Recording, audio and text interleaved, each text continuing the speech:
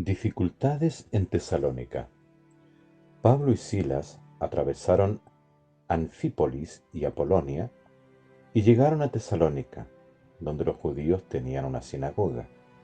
Pablo, según su costumbre, fue a visitarlos por 3 sábados y por 3 sábados discutió con ellos basándose en las Escrituras, las interpretaba y les demostraba que el Mesías debía padecer y resucitar de entre los muertos, y le decía que ese Mesías es precisamente el Jesús que yo les anuncio.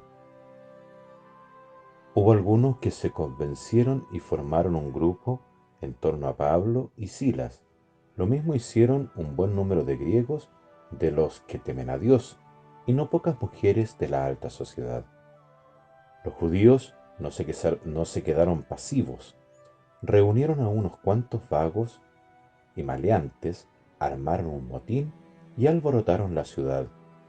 Hicieron una demostración frente a la casa de Jasón, pues querían a Pablo y Silas para llevarlos a la asamblea del pueblo. Pero al no encontrarlos allí, arrastraron a Jasón y a otros creyentes ante los magistrados de la ciudad, gritando: esos hombres que han revolucionado todo el mundo han llegado también hasta aquí, y Jasón los ha hospedado en su casa. Todos ellos objetan los decretos del César, pues afirman que hay otro rey, Jesús. Lograron impresionar al pueblo y a los magistrados que los oían, los cuales exigieron una fianza a Jasón y a los demás hermanos antes de dejarlos en libertad. Aquella misma noche, los hermanos enviaron a Pablo y a Silas a la ciudad de Berea. Al llegar, se dirigieron a la sinagoga de los judíos. Estos eran mejores que los de Tesalónica y recibieron el mensaje con mucha disponibilidad. Diariamente examinaban las escrituras para comprobar si las cosas eran así. Un buen número de ellos abrazó la fe, y de entre los griegos algunas mujeres distinguidas y también bastantes hombres. Pero cuando los judíos de Tesalónica se enteraron de que Pablo estaba predicando la palabra de Dios en Berea, fueron también allí para agitar al pueblo y crear disturbios. Inmediatamente los hermanos hicieron salir a Pablo hacia la costa, mientras Silas y Timoteo se quedaban en Berea. Los que acompañaban a Pablo lo llevaron a Atenas y después regresaron a Berea con instrucciones para Timoteo y Silas de que fueran a reunirse con él lo antes posible. Pablo en Atenas. Mientras Pablo los esperaba en Atenas, su espíritu hervía viendo la ciudad plagada de ídolos.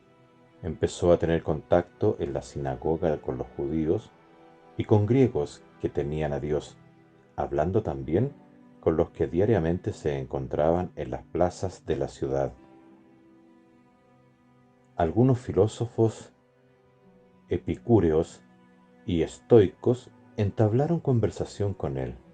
Unos preguntaban qué quería decir este charlatán, mientras otros comentaban: parece ser un predicador de dioses extranjeros, porque lo oían hablar de Jesús y de la resurrección.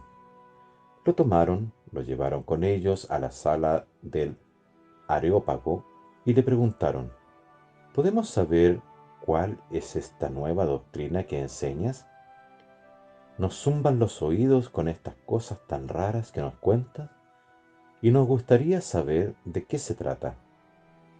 Se sabe que para todos los atenienses y los extranjeros que vienen allí, no hay mejor pasatiempos que contar o escuchar las últimas novedades. Entonces Pablo se puso de pie en medio del Areópago y les dijo: ciudadanos de Atenas, veo que son personas sumamente religiosas. Mientras recorría la ciudad contemplando sus monumentos sagrados, he encontrado un altar con esta inscripción: el Dios desconocido. Pues bien, lo que ustedes adoran sin conocer es lo que yo vengo a anunciarles. El Dios que hizo el mundo y todo lo que hay en él no vive en santuarios fabricados por humanos, pues el Señor del cielo y de la tierra, y tampoco necesita ser servido por manos humanas, pues ¿qué le hace falta al que da a todos la vida, el aliento y todo lo demás? Habiendo sacado de un solo tronco toda la raza humana, quiso que se estableciera sobre toda la faz de la tierra y fijó para cada pueblo cierto lugar y cierto momento de la historia. Habían de buscar por sí mismos a Dios, aunque fuera a tientas. Tal vez lo encontrarían. En realidad no está lejos de cada uno de nosotros, pues en Él vivimos, nos movemos y existimos.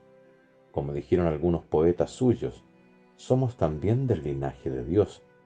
Si de verdad somos del linaje de Dios, no debemos pensar que la divinidad se parezca a las creaciones del arte y de las fantasías humanas, ya sean de oro, plata o piedra. Ahora, precisamente Dios quiere superar estos tiempos de ignorancia y pide a todos los hombres de todo el mundo un cambio total. Tiene ya fijado el día en que juzgará a todo el mundo con justicia, valiéndose de un hombre que ha designado y al que todos pueden creer, pues Él lo ha resucitado de entre los muertos.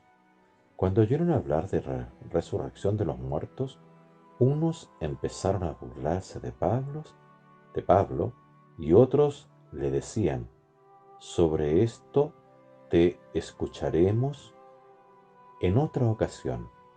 Así fue como Pablo salió de entre ellos. Algunos hombres, sin embargo, se unieron a él y abrazaron la fe, entre ellos Dionisio, miembro del Areópago, una mujer llamada Dámaris y algunos otros.